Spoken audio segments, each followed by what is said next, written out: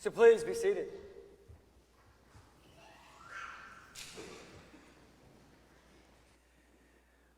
What's your why? That's the question I've been asking for at least the last 3 weeks to just about everybody I meet. Why did you join the military? There's a laugh, okay. Why did you join a church? Why did you have kids? I say that one in the mirror. Why did you retire? Man, it's going to be a lot of audience participation. All right. Why do you serve? Why do you give? Why do you do what you do? And so again, I ask, what is your why? And ponder it for a moment. And I'll talk a little bit about military veterans in our scriptures as you ponder. So for the last 3 days, I have been down at Lady Lodge, which is the HEB summer camp at the headwaters of the Frio River. And I was there with a nonprofit called Band of Runners, who pairs trail running with veteran healing outdoors in nature. And my roommate Friday night was a guy by the name of Aaron Hale. Anybody heard of him? Just out of curiosity? Okay, so Aaron had an IED blow up in his face in 2011. He was an explosive ordnance disposal technician and went on to become blind and then lose most of his hearing. But didn't let that kind of get in the way of a real estate career, of running the Badwater 135 miles across Death Valley. And he started his own confectionery company called EOD, Extraordinary Delights, in which he and his wife make fudge, and it's just a delightful time. Anyways, this trail running camp is about coming together to eat, to sleep, to run, and to share stories with one another. And almost all of those stories sitting around the campfire for veterans start with duty. It began with answering a call to duty. And so most of the folks, men, women, and their spouses sometimes, will talk about wanting to give back to a country or a community that gave them life and liberty and the pursuit of happiness. Our Old Testament reading today is not so different. A reading from Joshua, right? If you remember, Joshua is the person that took over after Moses died right on the edge of the Promised Land. So Joshua takes over, has the helm and everything from the fall of Jericho. He's also the one that's in charge during all of those really hard and kind of awful stories of conflict and death and of violence, right? And we hear today in our reading from Joshua, General Joshua standing up and kind of doubling down on his commitment to God. As for me and my household, we will serve the Lord. And you hear the people respond in kind. They say, yes, we too shall serve the Lord, because that was the God that brought us out of Egypt, that gave us liberty, that freed us from slavery.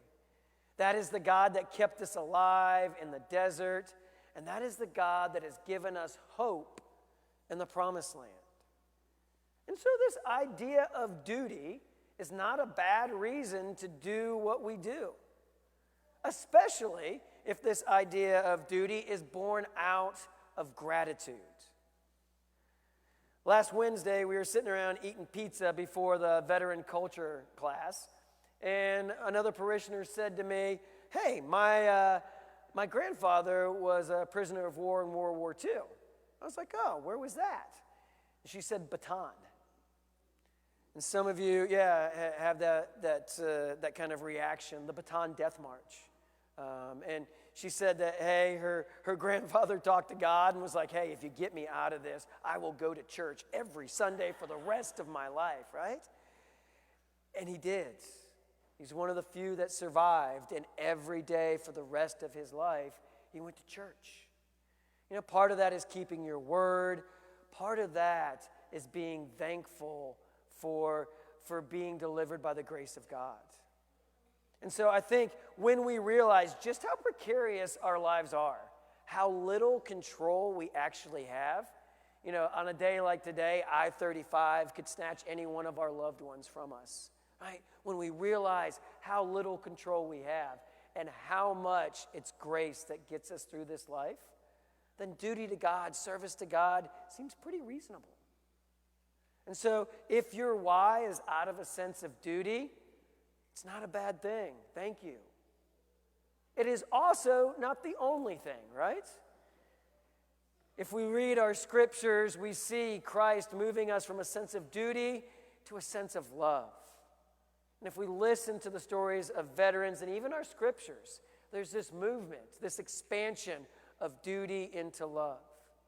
You ask most veterans why they enlisted, why they signed up, and duty usually shows up in the top 3 priorities. You ask veterans why they stayed. Why did you go back for another tour? Why did you re-enlist? Why did you see this career through to the end? And most of them will tell you love. Love for the work that they were doing, but more often, love for the people they were serving and the people they were serving alongside. Our gospel reading from Matthew 25, it gets around the love.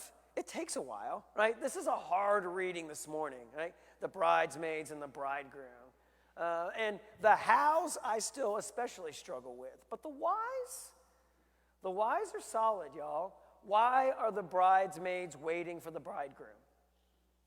It's not duty, right? And despite how some people read this or interpret this, I don't think it's fear either. I think they're waiting out of love. They want to spend time with the Christ. And so the wise are wise in the sense that their deepest desire is to spend time with Jesus, and they've taken all the right kind of preparatory actions to ensure that. But it's not about the hows, it's about the whys, and it's about loving Christ as being our motivation. Does anyone remember how Matthew 25 ends? Matthew 25 ends with the story of sheep and goats. It ends with Jesus saying, if you love the sick, the hungry, the naked, if you love those who are thirsty and looking for shelter, you are loving me. If you show kindness to a stranger, if you visit someone in prison, you are serving the bridegroom, right? This fullness of love that is expressed through Christ in service to those around Christ. At the end of his life, when he's departing from his disciples, Jesus will turn to them and say, I no longer call you servants, but friends. Jesus is continuing to work with all of us that follow him, moving us from a sense of duty into a sense of love, expanding our whys. And so some of us come to church because we feel like it's our duty. And some of us come to church because we have felt the love of Christ in our lives, or we have felt Christ move through us.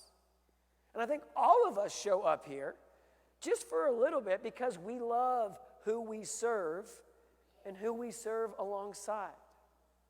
So whatever your whys may be, I hope as we journey together, we get a better appreciation of both duty and love as we serve the household of God. All right, so today is Consecration Sunday. Today is the day where we invite folks to come forward and put their pledge cards on the altar. If this is your first visit to St. Mark's, you picked a doozy. This only happens once a year. Right? If you'd like, you can fill out a welcome card as opposed to a pledge card and put it in the alms basin as it comes by. If you have already made a pledge and sent it into the office or put in the alms basin, I've got those. If you made an online pledge, I got those. So I'll put those on the altar for you. If, like me, you woke up this morning and you're like, I didn't fill out a pledge card. We put pledge cards down on the seats for you, right? No, not missing a trick here.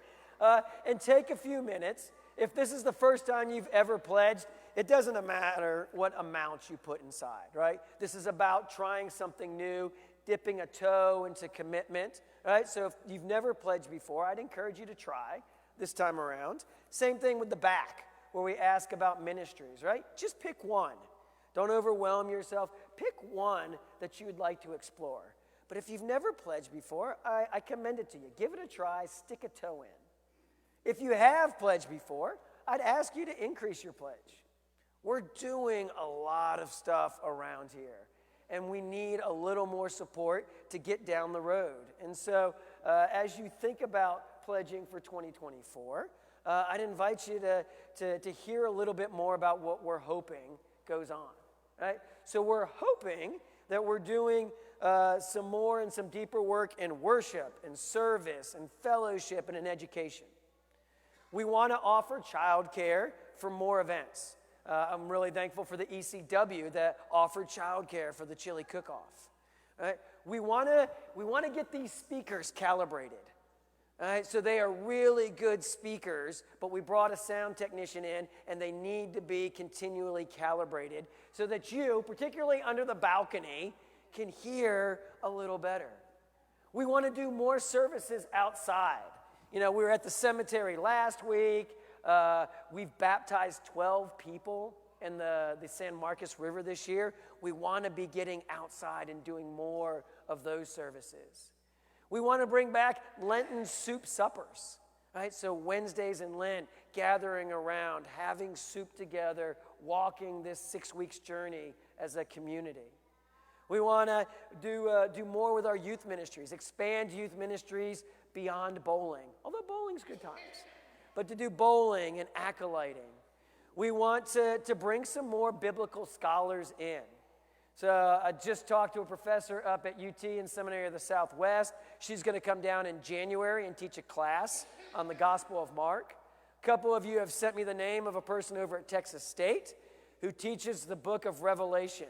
So Lord have mercy. I'm going to talk to him, see what we can do on that. And we want to be able to better fund our diaper pantry.